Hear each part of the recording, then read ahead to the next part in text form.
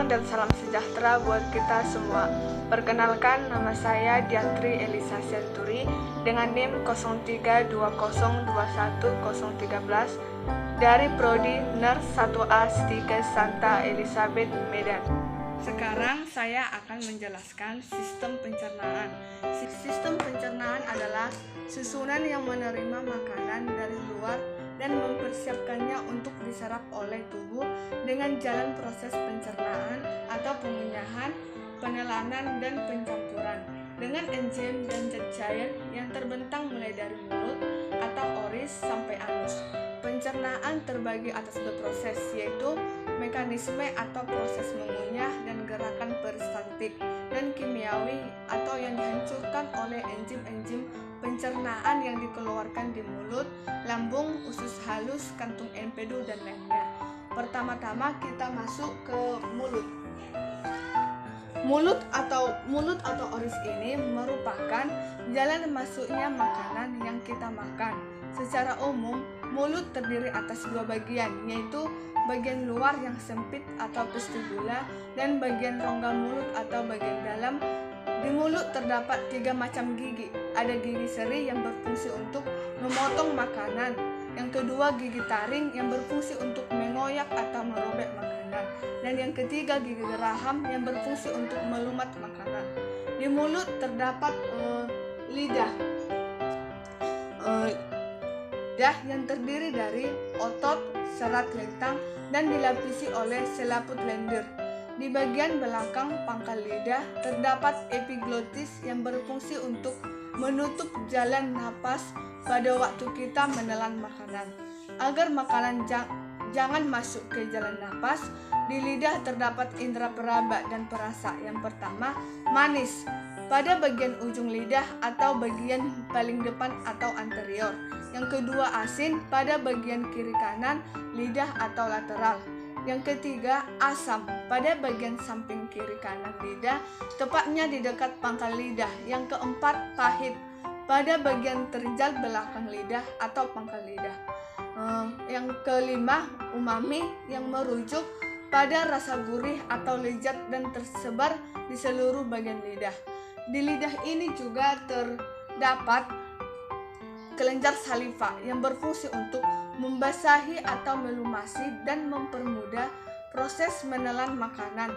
Di kelenjar saliva terdapat 3 glandula, yaitu glandula mandibularis, yang kedua glandula maxillaris, dan yang ketiga glandula parotis.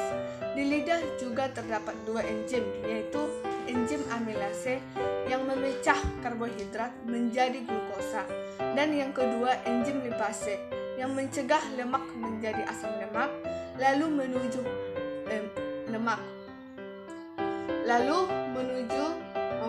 faring. Faring ini dimana berfungsi untuk menghubungkan rongga mulut dengan kerongkongan atau esofagus. Motilitas yang berkaitan dengan faring adalah menelan. Menelan mengacu pada keseluruhan proses memindahkan makanan dari mulut melalui esofagus ke dalam lambung, lalu menuju esofagus atau kerongkongan. Menuju esofagus ke kerongkongan yang merupakan saluran yang menghubungkan tekak atau faring dengan lambung. Esofagus memiliki panjang sekitar 9 sampai dengan 25 cm dengan diameter sekitar 2,54 cm. Mulai dari antara lambung dan esofagus terdapat sphincter penghubung yang disebut sphincter Carus. Lalu ke lambung lambung yang berfungsi untuk menyimpan makanan yang masuk sampai disalurkan ke usus halus dengan kecepatan yang sesuai untuk pencernaan dan penyerapan yang optimal. Lambung terbagi atas 3 bagian, yaitu cardia fundus, pilarus. Di lambung terdapat garis-garis lambung yang disebut dengan progae yang berfungsi untuk membuat lambung menjadi elastis. Di lambung terdapat terdapat 3 enzim, yaitu enzim pepsin, lipase, dan renin. Enzim pepsin yang berfungsi untuk memecahkan protein menjadi pepton. Yang kedua, enzim lipase yang berfungsi untuk memecahkan lemak menjadi asam lemak. Yang ketiga, enzim renin yang berfungsi mengendapkan kasein atau protein yang terdapat pada susu atau hanya bayi. Lalu ada hati.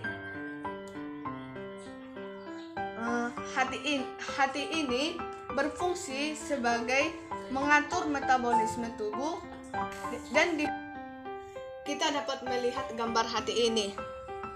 Yang paling besar ini namanya lobus quadratus dan yang kecil ini namanya lobus caudatus. Hati ini merupakan organ yang paling besar di tubuh kita. Warnanya coklat dan beratnya lebih dari 1.500 gram. Di hati terdapat kantung empedu. Kantung empedu yang berfungsi untuk mengatur lemak. Panjangnya sekitar 8-12 cm. Ada juga getah empedu, suatu cairan yang disekresi oleh sel hati dengan jumlah yang dihasilkan setiap hari 500-1.000 cc. Lalu ada pankreas, di mana pankreas ini menghasilkan hormon insulin yang berfungsi untuk menetralkan kadar gula darah makanan yang masuk. Kelambung ini sudah menjadi bonus dan diteruskan ke duodenum yang memiliki panjang 25 cm. Lalu jejunum yang memiliki panjang 25 meter dan ileum yang memiliki panjang 3,6 meter.